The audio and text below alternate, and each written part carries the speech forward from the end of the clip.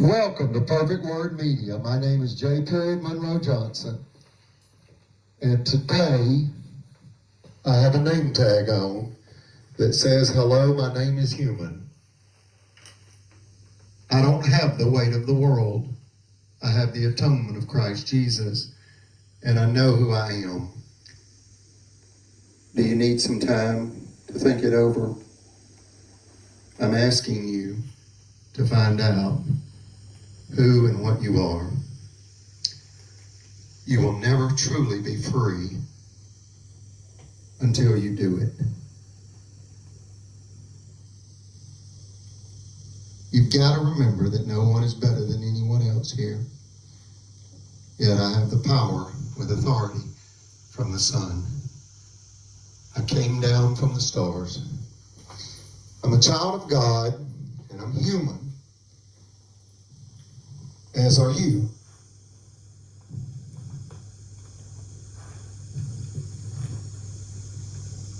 Yet people are acting uncivilized, and they've injured my family greatly.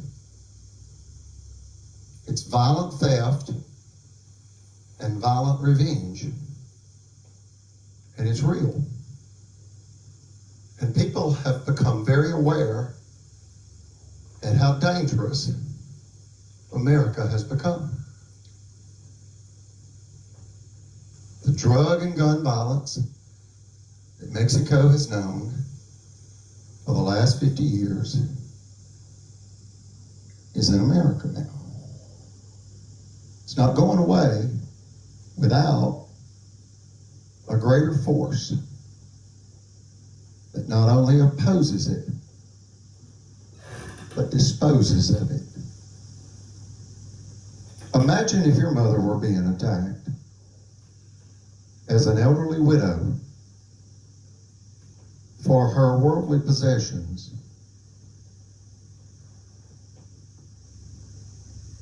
By your state government. Criminal tyrants, relentlessly and shamelessly, signing illegal judgments and claiming qualified immunity. No, you don't get to do that, Alabama. You don't get away with that. You've gone way too far with this one. And as Brother Chappell said, Alabama is wrong and we are right, and it's all in court records. I'll give you a brief summary. It started in the year 2000 when Eugenia R. Collins set up shop as the first female multimillionaire financier in Marshall County, Alabama, USA. That's northeast Alabama, 3 hours west of Atlanta, Georgia. Alabama audited Eugenia and determined her net worth to be approximately $6 million. She owned 23 finance offices that spanned 5 Alabama counties, employed 36 full-time employees. Folks, that's $250,000 a month. Did you hear me? I stuttered. You got $250,000 a month to pay 36 full-time office managers? She did. And they destroyed it. Who? The white supremacists of Alabama. Good old boys. They were opposed and exposed by a girl, figuratively speaking, because after they audited her, they extorted her in a frivolous lawsuit, found her guilty, and thereby deemed her unworthy of FDIC license as a money services business. Judge David Evans. See, she provided financial services, personal loans and vehicle loans to over 3,500 Alabama customers.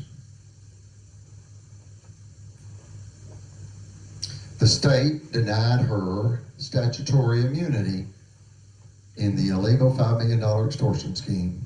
Judge David Evans. All she did was mail a 10-day certified notice to an attorney's son that had written 3 bad checks at her finance office in Albertville, the home office. Make a note of that. Put an asterisk next to that. home office. They're trying to steal her home office now. Why? Well, after they extorted her for $5 million cash and the Supreme Court told them, in essence, to get their hands off Eugenia's money, they came to steal her property. And that's why we're doing this video. Judge Mitch Floyd.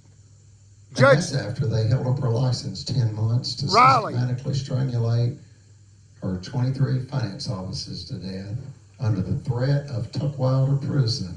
Sheriff Sims, an Alabama attorney with the state banking department known as Lynn Wyndham, threatened Eugenia that if she engaged in as much as one financial transaction without a license, she'd be sentenced to state prison. Cadence Bank, Liberty Bank. An attorney, the attorney that won for us after approximately $200,000 in legal defense fees and 10 years of our life, wrangled up in this extortion scheme by Alabama, said about 3 years ago, if you, Mr. Johnson, and my family calls me Jackson, my legal name is Jack Monroe Johnson. Put him in prison. My family calls me Jackson. And I sign officially as J. Monroe Johnson. I was born in Monroe County, Monroeville, Alabama, April 8th, 1969. Don't let them kill my mother. No, that's where Harper Lee and her friend Truman Capote are from.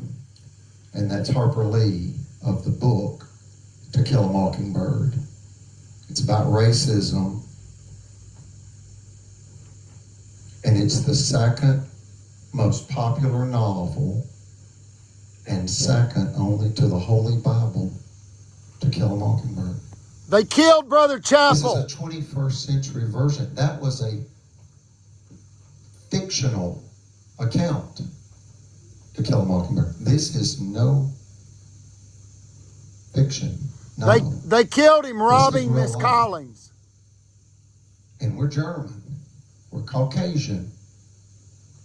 This is about theft by Alabama against a woman. This is misogyny, sexism. Misogyny is the hatred of women with power by men. And that's what this is. Violent theft by Alabama. White supremacists.